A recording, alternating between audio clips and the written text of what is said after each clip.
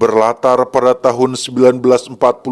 ketika Perang Dunia Kedua baru saja berakhir, Nazi masih belum bisa menerima kekalahannya sehingga mereka menerapkan taktik bumi hangus atau strategi militer yang bertujuan untuk menghancurkan segala sesuatu yang mungkin berguna bagi musuh, di mana cerita sendiri akan berfokus pada seseorang yang memilih menghindari perang yang sedang berkecamuk. Dia bernama Atami Corpi, seorang pria tua penambang emas yang jika dilihat dari banyaknya bekas luka pada tubuhnya, jelas Atami memiliki masa lalu kelam dan bukanlah pria tua sembarangan. Tak punya sanak saudara, hidup sebatang kara, Atami hanya fokus pada satu tujuan, yaitu mencari emas yang kebetulan pada hari itu dia menemukan sebutir emas di Kamalir atau sungai kecil yang mengalir, di mana dia mencoba menelusuri sumber aliran sungai tersebut hingga dia melakukan beberapa penggalian dan berhasil menemukan bongkahan emas murni di dalam tanah.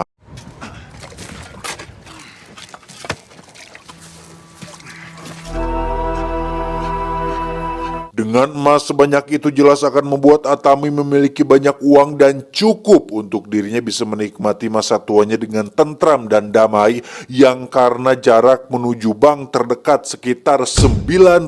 km, Atami harus melakukan perjalanan jauh membawa serta emas-emas miliknya tersebut.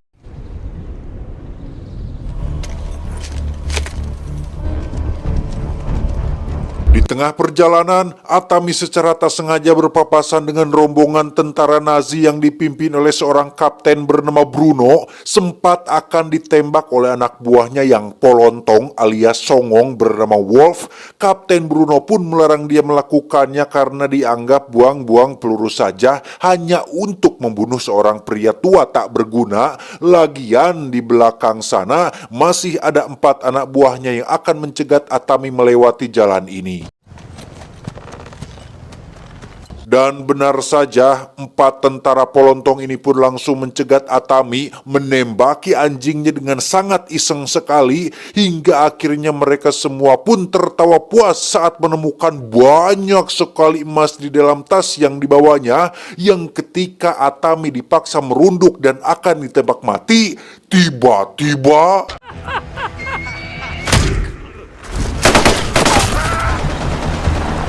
dan ya, mereka berempat pun tewas dengan kondisi yang sangat mengenaskan gara-gara menganggap sepele seorang pria tua yang tidak mereka kenal, di mana Kapten Bruno pun sangat amat dibuat terkejut saat melihat 4 anak buahnya sudah ngagoler tak bernyawa, tetapi dia menemukan sebongkah emas yang sempat diambil oleh salah satu anak buahnya, hingga Bruno memutuskan untuk putar arah demi merebut semua emas-emas tersebut.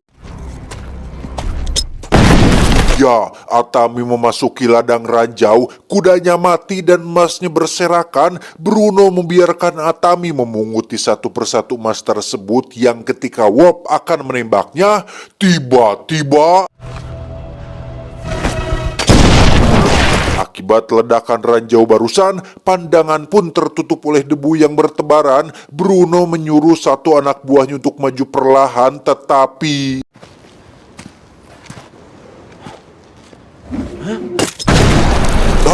tentara itu pun tewas oleh satu ranjau yang dilempari Atami. Bruno kembali menyuruh 2 anak buahnya untuk berjalan melalui sisi samping dan On the sides of the road now! Atami sudah menghilang entah kemana, namun Bruno menemukan kalung milik Atami dan menyimpannya, yang karena takut di depan masih ada ranjau, Bruno pun menumbalkan 2 tawanan wanitanya untuk berjalan paling depan untuk memastikan jalur mereka aman untuk dilewati.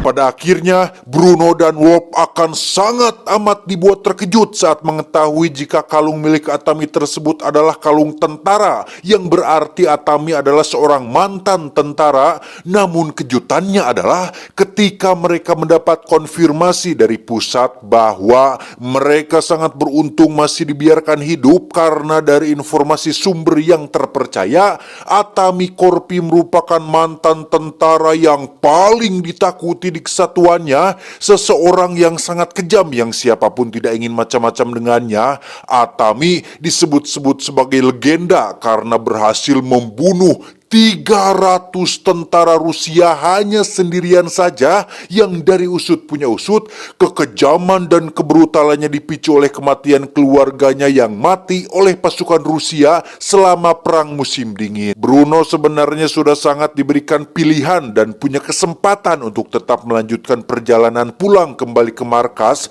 namun setelah melihat emas yang dibawa oleh Atami, Bruno pun tergiur untuk memilikinya karena setelah perang berakhir pastinya dia tidak akan punya apa-apa kecuali penghargaan dari kesatuan, itu pun kalau ada, sehingga meskipun dia sudah tahu siapa Atami dan apa resiko yang harus dihadapinya, Bruno tetap keras hulu alias keras kepala mengejar Atami untuk merebut semua emasnya. Karena sempat tertembak, Atami pun bersembunyi di belakang mobil bekas yang ketika mereka lewat, Atami langsung ngaguriling dan menempel di kolong mobil, lantas melubangi tangki bahan bakar hingga bensin membasahi sekujur tubuhnya, di mana Atami melakukan sesuatu yang nekat dan tidak pernah terfikirkan ketika dia membakar dirinya sendiri supaya anjing-anjing pelacak tidak mengejar dan dirinya bisa langsung anclub alias masuk ke dalam sungai. Perlu Anda ingat bahwa sama seperti John Wick, Atami hanyalah manusia biasa yang fokus dan bertekad kuat, di mana keberuntungannya bukan berasal dari kekuatan dewa atau keabadian, melainkan dari keinginan untuk bertahan hidup dan menolak untuk mati. Bruno mengirim 3 anak buahnya untuk menangkap Atami di dalam air, namun ketiganya harus tewas dengan sia-sia yang justru membuat Atami bisa menyeberang ke seberang sungai, yang hal tersebut semakin membuat Bruno menjadi tertantang untuk memburu sekaligus merebut semua emasnya. Atami pun diperlihatkan dengan pemandangan memilukan saat kota terdekat yang ada di sana sudah dibumi hanguskan oleh Bruno dan pasukannya, yang ketika Bruno tiba di bekas tempat pengisian bahan bakar, anjingnya pun muncul kembali, tetapi Atami akhirnya tertangkap, semua emasnya dirampas, dia digantung pada tiang hingga kokojeran alias meronta-ronta, yang pada saat Atami sudah terdiam, Bruno dan pasukan pun langsung pergi setelah menganggap jika Atami sudah mati, padahal dia hanya pura-pura mati dengan menahan nafas dan memanfaatkan otot lehernya untuk menahan tali, dan berhasil mengurangi beban tubuhnya dengan cara menancapkan kakinya pada sebuah paku yang tertancap di tiang tersebut.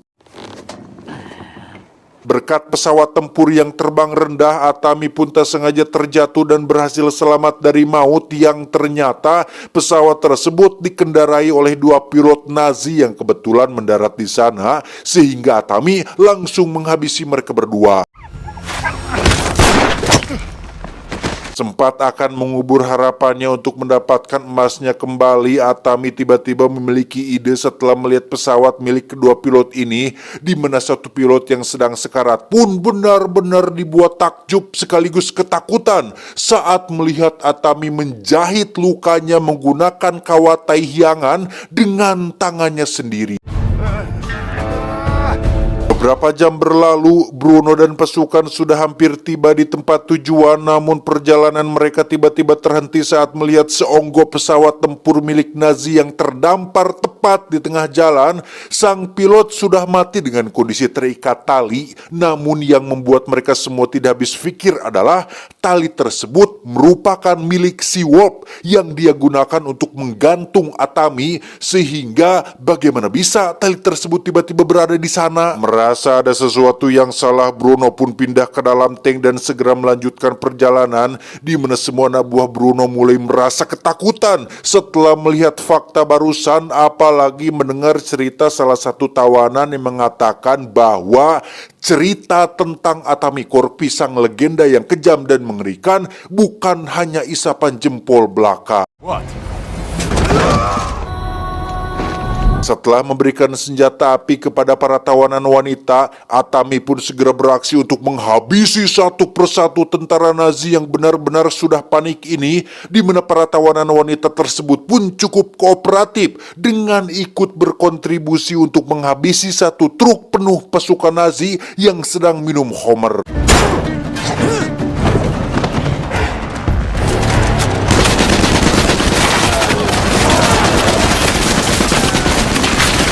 Bermodalkan kapak pertambangan, Atami memancing Bruno keluar dari dalam tank yang karena si songong Wop sok-sokan melakukan perlawanan, dia pun harus ikut ditarik keluar hingga membuat mereka berdua terjatuh. Bruno yang serakah pun meninggalkan Wop dengan Atami, di mana Wop sangat-sangat ketakutan sampai-sampai memohon ampun untuk nyawanya sampai muncul dua tentara Nazi yang menggunakan motor, dikira akan membantu. Ternyata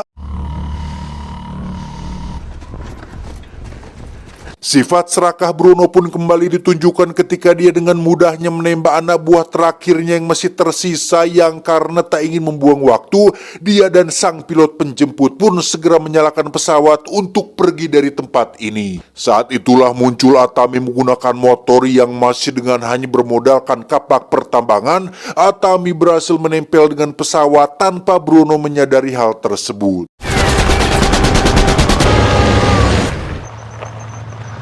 Jika Anda masih tidak yakin dengan tekad kuat yang dimiliki oleh Atami, di sini kita akan melihatnya secara gamblang dengan bagaimana Atami melakukan berbagai hal mustahil hanya untuk bisa mencapai tujuan, di mana dia berhasil masuk ke dalam pesawat hingga melakukan pertarungan secara langsung dengan si Bruno.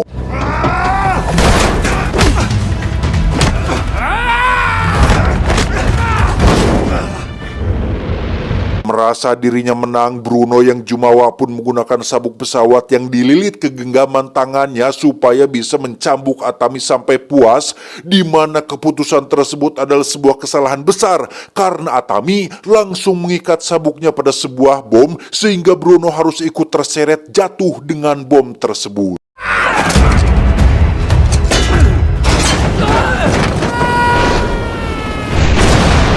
Dan lagi, kita akan kembali dibuat geleng kepala saat Atami seharusnya tidak memiliki kesempatan untuk selamat karena pesawat sebentar lagi akan jatuh akibat sang pilot yang sudah mati tertembak tadi, yang sambil memeluk erat-erat emas miliknya, Atami pun mengikat tubuhnya pada pesawat untuk mengurangi peluang cedera atau kematian akibat benturan yang sebentar lagi akan terjadi.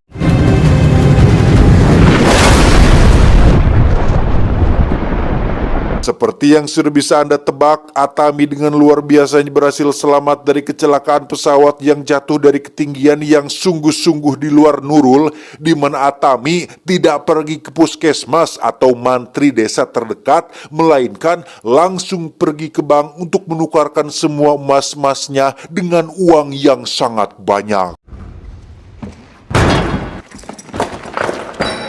Seteleitä. Isoja. Tamat ending yang sangat amat membrutalkan.